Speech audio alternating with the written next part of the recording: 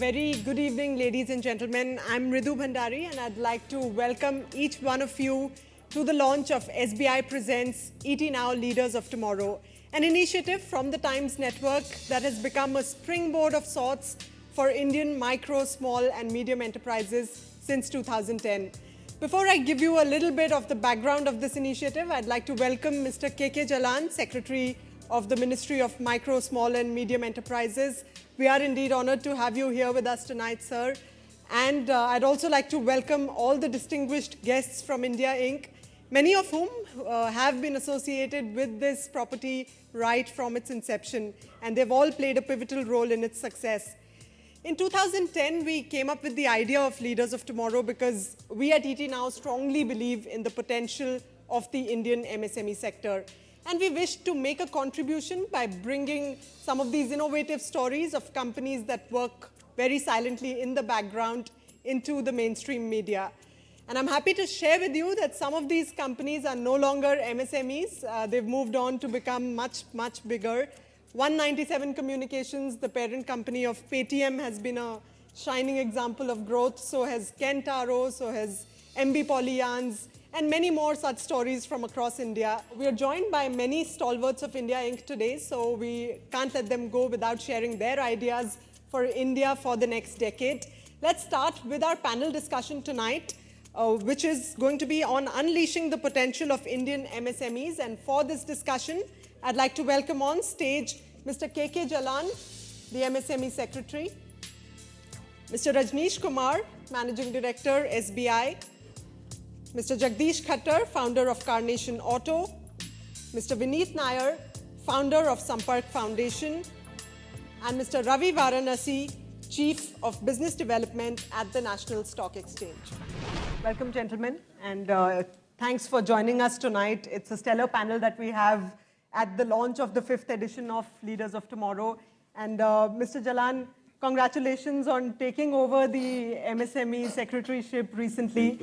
So maybe first we'd like to begin with a few ideas from you on what's coming up in the next couple of months for the Indian MSME community. The Prime Minister has talked of 3 programs recently in the last 6-7 months. He has talked of Mudra, he has talked of Stand Up, and he has then talked of Startup. Mudra, you know, he is talking of more than 1 lakh crore loans. What is Mudra? Mudra is basically initiating or encouraging new MSMEs. Stand Up, again, 1.25 lakh branches to create SC/ST entrepreneurs, 1 each, and then 1 women entrepreneur each. That means I have 2.5 lakh MSMEs straight away there. And then you have the MSMEs from the startup projects. Therefore, I am lucky that way, that my work has been given to the DFS or the various banks, that so many entrepreneurs or so many MSMEs needed to be created in the country and needed to be encouraged. Now, in 10 days in the department, tell me that there are 3-4 things which are important for MSMEs. One is the skill development. Right. You need the skilled people. There, I think the government has really taken some initiative, and we are doing some really good work in the case of the skill development. Of course, how is it matching with industry? Maybe I think you will be able to comment it better, but we can definitely do a lot of work in the case of the skill development. The second issue is the credit. Credit meeting, let me share with you, yesterday I had a meeting in the RBI on the credit to the SMEs. September 14, September 15, if we compare the credit to SMEs, the statistics tell me that it has gone down by around 5%. Therefore, credit offtake to the SMEs is not that large, is not that encouraging, but it is expected. It is a part of the overall economic parameters. If I see the economic parameter will be different and this credit offtake will be different, I am mistaken. But the total offtake of credit to the MSMEs by the various banks is less. By the major banks also, they have not been able to achieve the target. Even the State Bank of India has not been able to achieve the target. That is the major banker for the MSMEs. Therefore, the credit is an issue for the MSMEs. And I think that is an issue which we will have to look after in our ministry also, as to how we can talk to the DFS, the Department of Financial Services, and how we can interact with the banks as that the credit to the MSMEs improves. That is the one issue. Third issue, of course, is the marketing challenges with the MSMEs. We are working now for the last 12 days, my minister, myself, we had every number of meetings on the public procurement order, which 2012, which we issued in 2012, which has become applicable from 1st of April 2015. Now that mandatory order, we would make it sure that that becomes applicable, and therefore that ensures some assured market to the MSMEs. Right. But I would not like the Indian MSMEs to work on that assured order only. I want them to compete on their own strengths. Mr. Jalan, you've really spelt out the core challenges that the MSME community faces, and finance is obviously one of them and perhaps the biggest of them. Mr. Rajneesh Kumar, banks are still reluctant to lend to MSMEs. Bad loans and NPAs are rising, so all the more reluctant to give out finance to small and medium enterprises. Do you see credit quality deteriorating further for MSMEs? Let me tell you that probably the problem is on both sides, MSME would say that bankers are not willing to lend. Right. Bankers have their own perspective on what are the problems with the MSME. And what happens that, first let me admit that on the bank side, the delivery turnaround time is definitely an issue. And we, all banks, need to work on that dimension and need to lay down certain processes, policies, which give comfort to the people down the line. But what would be our expectation from MSME? 2, 3 things. One is generally what we have found that the accounting standards are not so good. Maybe it is because they all are maybe small establishments, can't afford professionals, or whatever could be the reason. But when we look at any credit, it is not only the entrepreneur's credentials, but it is you need some paperwork on the accounts and balance sheets, and a process is there, laid down process is there. And another problem which is gives some answer to your question about the credit risk. One is that despite there being a law in the country that MSMEs have to be paid within 60 days, but what we have observed, neither the governments nor the large corporates, they don't pay them in time. And this affects their cash flows very badly.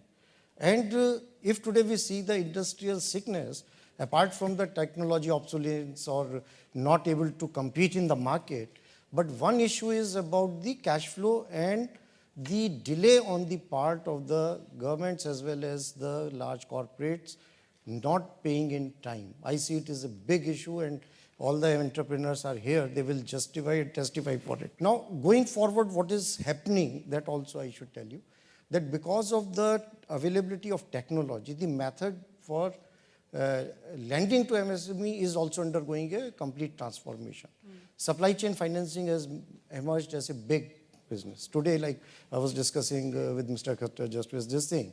So they are dealers across the country. The moment Maruti ships their cars, and they take money from us, and then later on we recover from there. Dealers when they are able to. So I think going forward, what will happen that now we are in the process of developing models which are based on data analytics. Lot of data is available within the bank, lot of data is available outside the bank. So how do you use that model so that the right credit decisions can be taken? Right. And if delinquencies in MSMEs can be brought down, then the cost of the credit to MSMEs will automatically come down.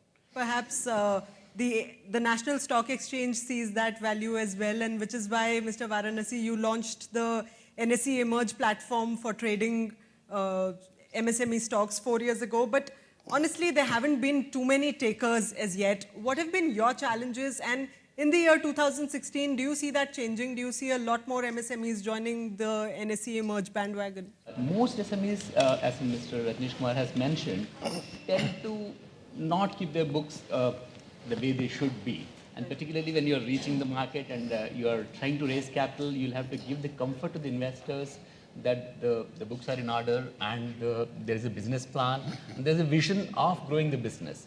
So preparing for capital raising is a fairly tough task, and some of these SMEs may or may not have the capability. That's where exchange actually, large corporates, when they come for listing, they come to us. We don't really go out and do much of a hand-holding there. But in this case, we actually are going out, reaching out to the entrepreneurs, talking to them, and one-on-one seminars, workshops. We tend to give them the comfort that raising capital is not that difficult. And usually some of these SMEs have the concerns that they will lose control over the company if they go and get listed on SME platform or wherever exchange. So what SEBI has mandated is just about 25% dilution, 75% can continue to be with the entrepreneur. And most people have a lot of worries about the compliances. The compliance cost and how would they be able to handle the compliances. We are actually trying to put in place support systems that will enable SMEs to, square these challenges which they're facing, both in terms of getting their house in order, getting the finances in shape, and getting the balance sheets and other financial statements in shape so that they can raise capital from the market directly. But we are looking at it as a market development function, and we obviously see a huge potential. In the last about two and a half years, we would have gone to at least 60 different clusters, right. SME clusters, and held programs there. We are actually engaged with those entrepreneurs from these clusters. The pipeline right now is almost about 60 to 80 companies are in various stages of raising capital from the market.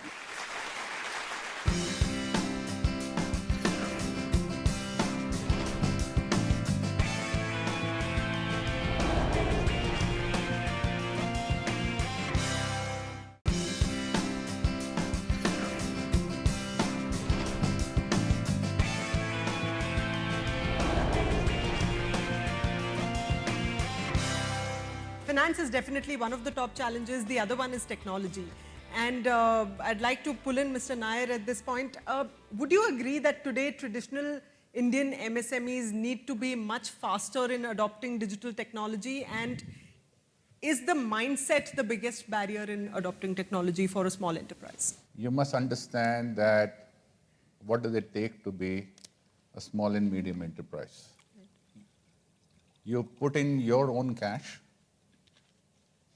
You come up with an idea which hopefully nobody else has tried. You try and sell that idea from door to door to door to people who do not know anything beyond Excel sheets. You try and somehow leverage your cash with some additional cash through customers, through suppliers, through banks, through risk capital.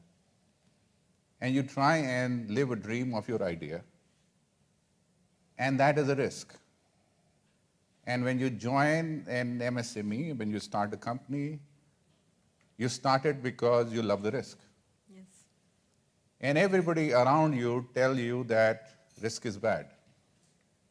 I need deterministic models, I need predictability, I need order, I need you to be good in accounts, good in finance, good in distribution. You need to know everything. Yes. Whereas the excitement of doing something new is the excitement of doing something which nobody else has done before. I think the most important thing is not whether they are technology savvy, whether they have an innovation mindset, or they are slow in the process of change. I think the first mindset we need to have is this country going to survive without a very innovative bunch of people who are attempting to do something new every day? And I think the answer is no. And therefore, we need a supportive environment. And it's not just the government. I think our conversation is too over-dependent on policies around the government. I think it's the bank, it's the suppliers, it's large organizations. Everybody has to celebrate the success of these entrepreneurs who make something out of nothing. And there is where your questions on leveraging technology for innovation, leveraging resources for innovation, leveraging manpower, find innovative ways of solving problems which others are finding difficult to solve, and they are waiting for government or somebody else to do something. If you are one of the few people who is not waiting but doing, there is a tremendous possibility of success, and that is how small and medium enterprises become large market cap organizations, which you are seeing in 6 companies in the last 5 years have reached $1 billion market cap in technology alone, largely because they redefined what needs to be done, and they set their mind to it, and there was no capital issue because the idea was so innovative that they were completely unstoppable. Right. And Mr. Khattar, today how conducive is the business environment? You've worked for a very long time in the industry, over 4 decades now, if I'm not wrong. So, and you've literally seen the environment evolving over the decades. How would you rate the business environment today from the point of view of a small enterprise? My view is that it's a major, big industry, who can really promote SMEs.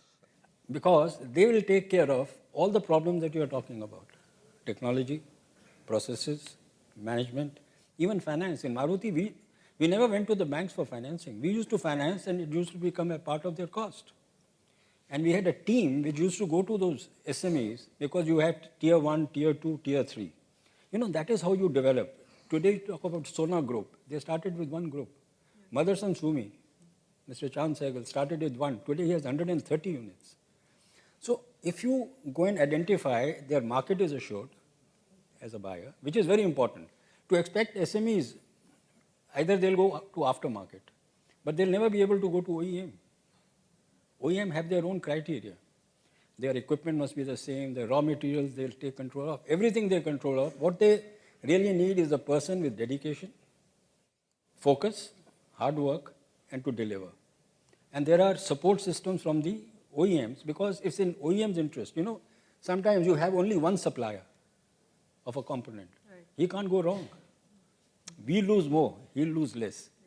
So I think the other is really to go and identify big aggregators, manufacturers, who will develop 1, 2, or 3 tier system. All right, so those are some wonderful insights and success tips that you've heard from a stellar panel here tonight. I hope you all enjoyed those insights. And now I'm going to invite on stage another one of our special guests tonight.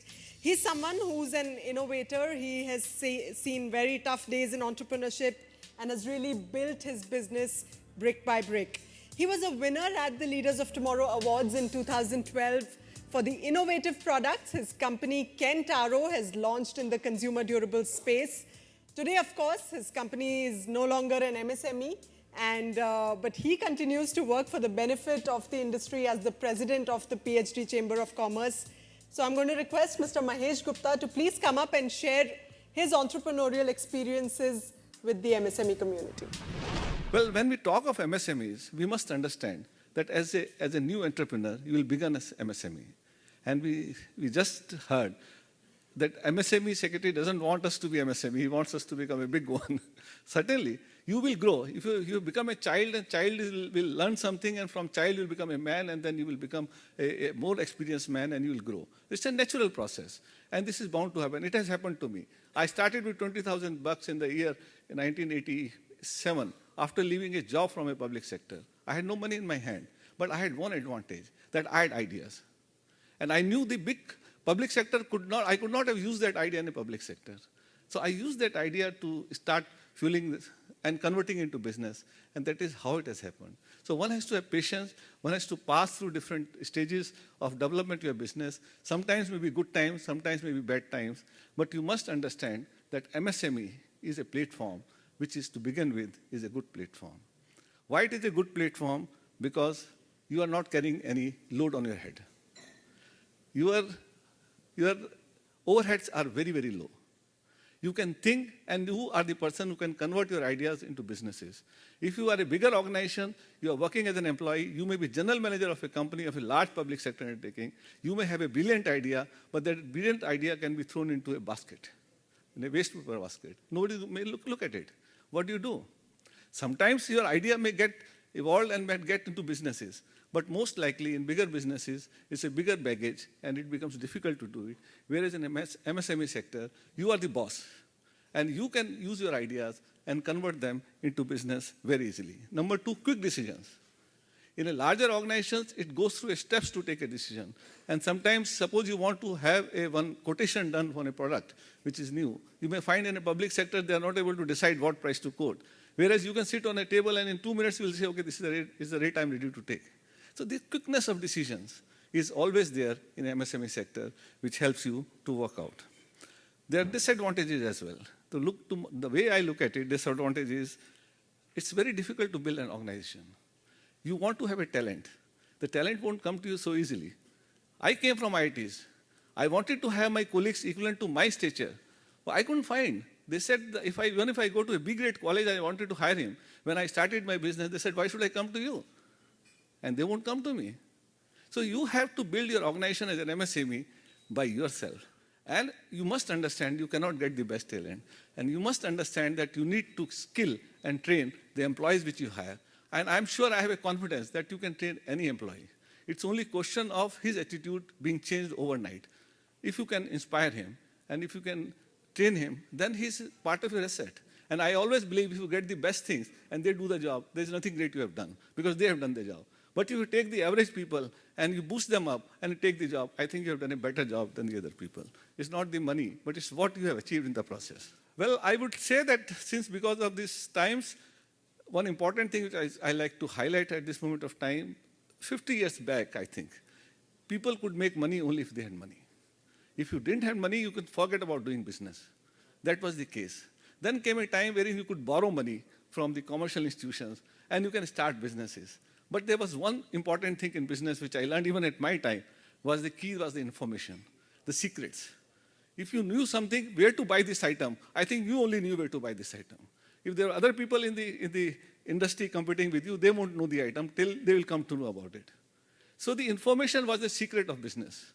The way you do the process, where you buy the stuff, how do you work it out? But I think all these things with Google coming in have changed. Today, no information is a secret information. Am I right? So how do you do the business now? You have to think about it. To my idea, the business is only by adding value to a customer. You have to come out with ideas. Only this, at this moment of time, and in future to my mind, only ideas and innovation would be the key to doing business. You have to believe, you have to dream big. First, you have to dream big. And third and foremost importance is you have to believe in your dreams. Only then you will go ahead and you will achieve all success. Thank you very much. Thank you, Mr. Gupta. And your words of wisdom have surely energized a lot of people in this room tonight. This endeavor would not have been possible without our strategic partners. I'd like to extend our heartfelt thanks to our title partner, State Bank of India, digital transformation partner, HP India, and exchange partner, NSE Emerge, a stock exchange platform for MSMEs. The RBI has already launched a national mission for skill development in the banking sector itself. NEMCAPs, they name it, and the threads we are bringing in, the trade receivables, electronics, the portal. The SIDBI has been already given approval by the Reserve Bank. And thirdly, I mentioned about the framework which is coming up for closing the MSMEs if needed. That is also, it is coming up.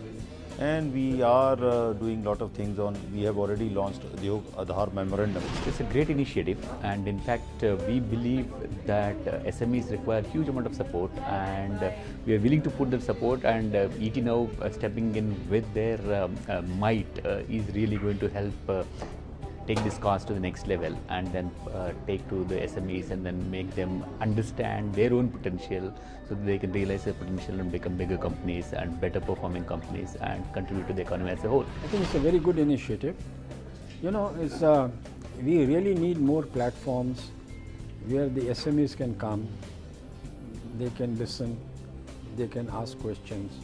Because at the end of the day, if we need an industrial manufacturing base, the base would depend upon the quality of SMEs, because big players are only aggregators, marketing people. The whole work is really done by the SME.